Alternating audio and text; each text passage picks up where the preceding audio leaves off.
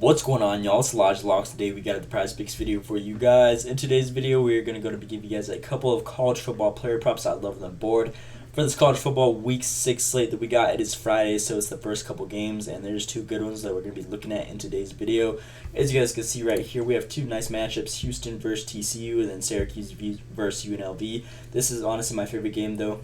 Syracuse, UNLV, obviously UNLV is 4-0, Syracuse is 3-1 with a tough loss, and a top 25 ranked team. So again, it should be a nice little matchup on both these ends. So we give you guys two players from each of those games. Nice little four-man in today's video for this Friday slate that we got on week 6 so far of college football. So before we hop in those, make sure to drop a like and subscribe to those post notifications turned on. Which mean the word to me. Going to be grinding for you guys all college football season and NFL. So again, if you guys want to stay tuned with me, my channel, my content, and just get notified right whenever these videos upload, again, make sure you guys have those post notifications turned on to get notified and just beat the value whenever we find them and just get the overall edge that we can find together on Prize Picks. So with that being said, we're going to go to hop right into the players. Now, a little recap from yesterday's video for the Thursday Night Football. We got hooked by one. We gave you guys that Chris Godwin over the longest reception. His line was 21, and his longest reception was a 20-yard gain. So obviously we got hooked by one. I don't even think his normal receiving yards hit as well. So again, it's just an unfortunate night for him. Tampa Bay really wasn't throwing it. I believe Baker Mayfield only had like 180 passing yards. So again, they weren't really like airing it out like they've typically been doing. He's been averaging over like 200 a game guaranteed. And again, it was just that type of matchup where they didn't really have to. They were leading the whole game until the end, and then at the end, they didn't really get crazy opportunities. I know overtime and whatnot. But again, they just kind of folded under that pressure, and it just didn't go our way. So again, only missed it by 1 yard. Can't do nothing about that, but we're going to bounce back in today's video and give you guys a couple bangers I love on the board with this slate right here. So enough talking. As you guys can see right here, like I showed you guys at the beginning, Houston versus TCU. This one should be a good matchup. Now, Houston, obviously, they're 1-4. They haven't done nothing crazy so far this season.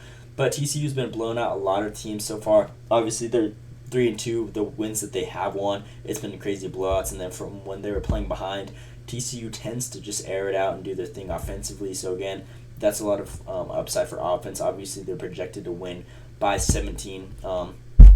Which is pretty large margin, but compared to other games that they've had so far this season that they've won by 30 plus, again, that's more of a reason for this offense to just air it out even more. And then Syracuse, this is my favorite matchup right here that we got right here. As you guys can see, this game UNLV is projected to win by a touchdown right here. So again, Syracuse is going to be playing from behind.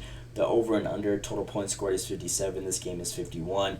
So again, there should be a lot of offense flying through the air in both these games. So with that being said, the first players that we're going to give you guys is from the Syracuse game. Kyle McCord and Penna over their correlation play right here. As you guys can see, this line was originally at 3-11 when I took it. I locked this one in earlier during the week for Taco Tuesdays. Nice little three-mans right here. So I did Kyle McCord. His line was originally at 306. As you guys can see right now, it's at 310. So even Prize Picks knows there's edge on this play for them to just go out there and air out the ball. So again, that's what we'll be rocking with for this first correlation play that I'm giving you guys. And then Penna over his 65.5 receiving yards. I believe this one got bumped up as well. Yeah, when I took it originally on Tuesday, it was at 61.5, so this one got bumped up by 4 as well. So again, Prize Picks knows there's value for them to air out the ball. But a little breakdown right here. As you guys can see, Kyle McCord so far in this season, he is 4 for 4 in all of his games. He's just been airing out, averaging over 350 passing yards a game. And now he's going against a UNLV team that is pretty solid. Obviously, they're ranked 25, top 25 team. But they're ranked 88th in passing yards allowed, giving around 226 a game to opposing teams. So again, Kyle McCord, he's been airing it out. A similar matchup is the Stanford team. They're ranked around the same area as this UNLV team in passing yards allowed, and he had 340 right here this game. So again, with this one being a game where he could be playing from behind, there's going to be a lot more upside and super high ceiling for him to air out the ball. And again, just overall have those opportunities for him to throw it in general. On top of the pass rate that they already have, 64% pass rate compared to 36% run rate. Again, insane value right here. Penna is the number 1 target with 32 targets this season and an 18% target share. Obviously, he's sharing it with this Gaston dude, but he really is not a deep threat. He's the tight end on this team, and Penna's just been the guy that's been catching those deep balls, those big plays that they have on these long drives. So again, Kyle McCord and Penna, not really much else to break down right here. You can look at Penna's stats. Obviously, He's only 3 out of 4 so far in the season, but this game was a blowout, 14-42. They had no reason to continue playing him really that much in the second half, so they put him out early. But outside of that one, whenever it's a closer game, obviously, within 3 touchdowns, like this game is, or not this game, projected within 1 touchdown, he's going to be playing the whole game, so not really worried about him getting pulled at all. Super high upside, and his targets and receptions should be there throughout this whole game.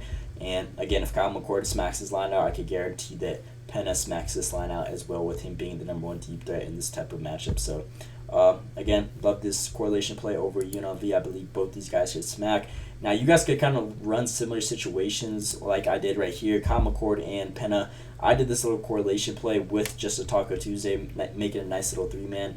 You guys could go ahead and do that. There was a discount right here on League of Legends. You guys could do this play right here. Nice little 3-man.